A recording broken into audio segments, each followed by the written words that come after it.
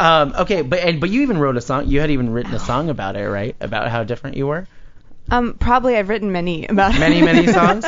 many Do you guys think that you're gonna get gay married? Songs about each other. Oh man. Wow. That is too deep for us right now. Oh, let's blow past it then. We're all over the place. Okay, so talking about writing songs. So in addition to your music being like super cool and it's really an orgasm for my ears, your lyrics are really, really great. And a lot of fans want to know if you can find your lyrics printed anywhere, because a lot of people seem to not be able to find them. Is that really? That's a thing. Oh, weird. I didn't know Are that. you eating our cord? Yeah. Okay. She's hungry. I don't know.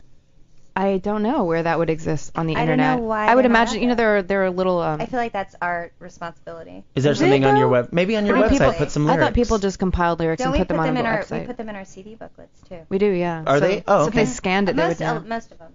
Yeah. Most of them in the liner notes of the CDs. Cool. So get your hard copy CDs sometimes, because those are going to be gone. What are soon, those? guys. The younger viewers, the younger listeners don't even know what that is. You mean they're not coasters? What? So when you who are some of your songwriting inspirations? Both of you. Well, you love Depeche Mode. I think that's a big one right now. Depeche. Love Depeche. I mean, I love Annie Lennox. I love Patti Smith. I love David Bowie. I love New Order. You're a K-rock girl. Yeah, I know. Cam's really new wave. Like that's your favorite genre. It's just something that speaks to me. But as far as older, I love, as far as lyricists go, Dylan, the really obvious ones, Joni Mitchell. I'm Blue kind of is obsessed one of the with best Dolly records Parton ever. right now. She's amazing. Like I'm obsessed. Now you're talking about my thing. Yeah, now you're speaking her language. Emmylou Harris is my all-time favorite.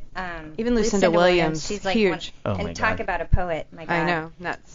Those are my girls. And what about performance inspirations? Who do you love to hear? Radiohead. I mean, they're one of my favorite bands. I know that's pretty obvious. Sorry, I keep banging into things. She bangs. She bangs. And she gets all up in it. I love the Yeah. I love Bjork. I think people mostly know this. You all know that stuff already. How do you guys? Okay, but you've also you were talking about you take a grassroots. You have so far taken kind of a grassroots approach to your music, and I heard that you recorded some in your bathroom. Is this true? That is true. When we were first starting, we had no money, and this was to get signed. So we did all the vocals in the bathroom. Yeah. It sounded great. It did. Yeah, they sound really smart. Does it seem like when you were a kid, the echo was kind of better in your bathroom? Oh, yeah. Isn't it weird? Because now mine chamber. doesn't, I go in there and I belt, and it doesn't do it as much as it used to. It doesn't, I think maybe because we had, that really, fucked up tile. Yeah, exactly. We had, I remember. The lead tiles. We had kind of like a Brady Bunch house, and it was kind of, not as nice.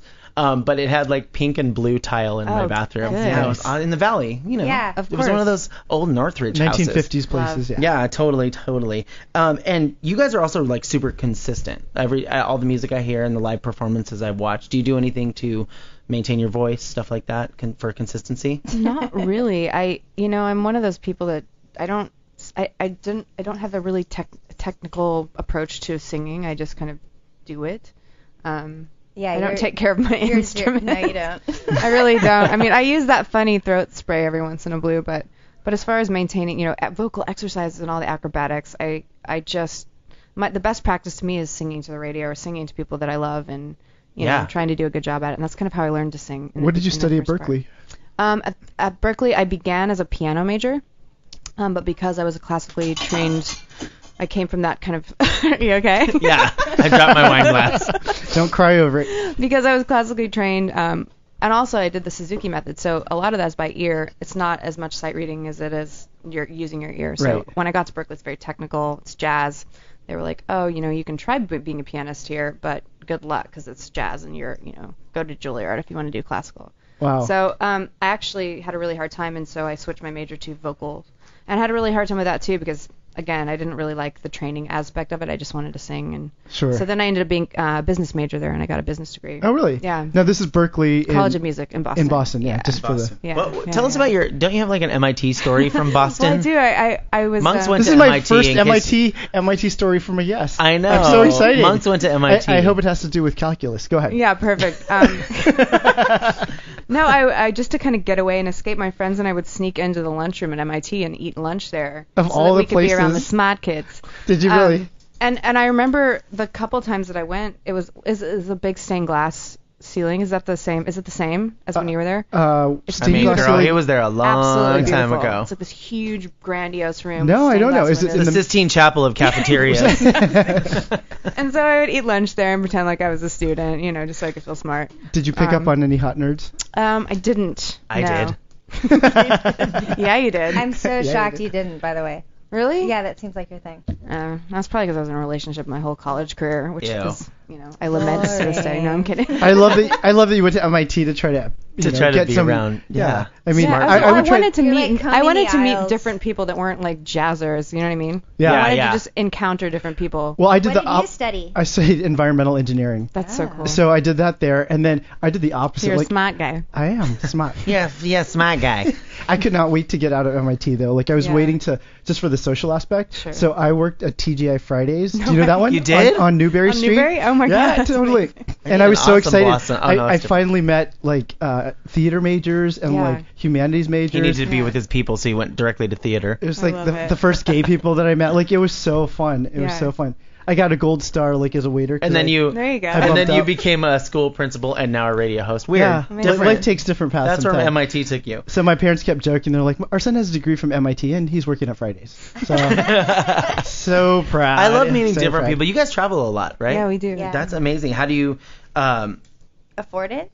Well, number one, how do you afford it? That's a real question for me because for I'm an like, indie band, for an indie band, how do you afford it? And I mean, you guys have a lot of it's called Amex. Yeah. How do you guys love your? I mean, you have so many overseas fans. Yeah. Amazing. Wow, it's amazing. Everyone's asking when you're coming there. By the way, we have a big problem touring all of Europe because we can't the clubs, we can't get the guarantees to pay for the tour to get over there. So we have to pay for the tickets, we have to pay for the bus, we have to pay for everything. So normally this is something that a label would cover. Yeah, tour supporting. So so the guarantees are so low that to get over there is a really big problem. And it doesn't pay for it. It doesn't. That's it sad. does. You usually break even if you're lucky, and that's a good thing. I mean, most bands go over there and actually lose. Yeah. We've done well, but it's the getting there that is kind of the pain in the butt, and the fronting, like the 30+ grand it costs just to get us over there and pay all our people, etc. So that's been the problem with that. That's why we missed the label. That's why, Sure. Those do are a Kickstarter. Things. Label. I mean, do a Kickstarter to get you Kickstarter. But even behind, like a label behind you is just, even though it is kind of the day of the independent artist, and independent artists are doing very well here, it's hard to go overseas, and that's like the one major thing a label can do for you. Absolutely. Because it creates exposure when you're there. It also creates exposure. The biggest thing we're missing is marketing. Yeah. That's the big one. It's tough. How do you guys and some of your fans, like, you have a lot from France. It's so amazing because on Twitter, your fans are so awesome. A lot from France, a lot from Australia. Yeah, the two places that we've never been able to go, which is so unfortunate. But you'll get there. So bummed. Yeah, we'll get there. Le Kickstarter. Le Kickstarter. How do you ever get any aggressive fans? Yes. Yeah. How do you deal with that? We kind of laugh. Like, there was one girl, I can't you remember laughed them away. Yeah, there was one girl that was so drunk. You're like, ha ha. And we forgot to lock our. It happens backstage a lot in our dressing room. So if we forget to lock it, they bust in and just they're just there and they're just talking to us. They don't really have any great questions. There's one. They can't believe they made it through the door. Can I tell the story about the one girl that she busted in the dressing room? We're all sitting. We had just played a show, so we're all relaxing and just kind of kicking back, and this girl just blasts through the door, doesn't see a couch that's in the way, and fully does a somersault over the couch. Oh my gosh. That was her entrance. No, like a face plant. I'm here. And then she stands straight up. Hey. Yeah. And then she tried to pretend it didn't happen. It's like when someone's walking and they trip, they play it off like they're jogging, like. So we've had some pretty exceptional entrances. I mean, at the end of the day, it's kind of funny, but there have definitely been some times where it's been like, okay. Do you have your individual? Yeah, seguridad, please. Seguridad, por favor. Seguridad. Do you guys have like your individual fans? Like, are there fans of Leisha's or fans of Cam's that get just a little over aggressive and then you guys get jealous? No, there's no jealousy. It's just I have, Who's jealous? I'm saying, do you guys ever get jealous of each other's fans? Yeah. No, that's share fans. No. Really? Because I really think that Leisha better watch out because I'm all over Cam tonight. Yeah, people love Cam. I'm very aware. Well, you know why they love Cam. Yeah, and you know why they love Leisha. I do. There's someone loving, I love it. Understanding. Well, we're just glad they're there in the first exactly. place. So Yeah. Hell yeah. Do you guys? Okay, so do you pay a lot of attention to social media? Yes and no. Lately, kind of been a little bit putting it aside a little bit, only because we're working on an album. We want to focus on that, not anecdotes. We're good. We're good at Instagram. I feel pretty good at that one, but Twitter, it's easy to take a photo. Yeah. It's not easy to come up with stuff when you don't feel like talking. A lot of people have asked us about you guys, if you guys are on Twitter and seeing your fans' Twitters and stuff like that. Not as much lately. I think we really used to pay attention a lot. Now it's, you can't pay attention to every single thing because it gets to be a little much, but we certainly try to Instagram. Yeah.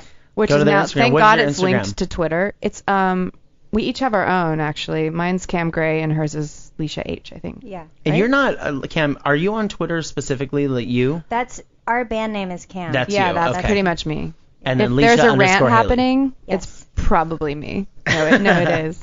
Rants. And do you guys? Okay, so I was watching a bunch of interviews and I saw you do an impression of Leisha. Oh God. Leisha, do you did? do an impression of Cam? No. What's you never yours have. though? I don't remember. You were just It's just like a talking really about. high pitched voice. Yeah. Which is- Oh yeah, that.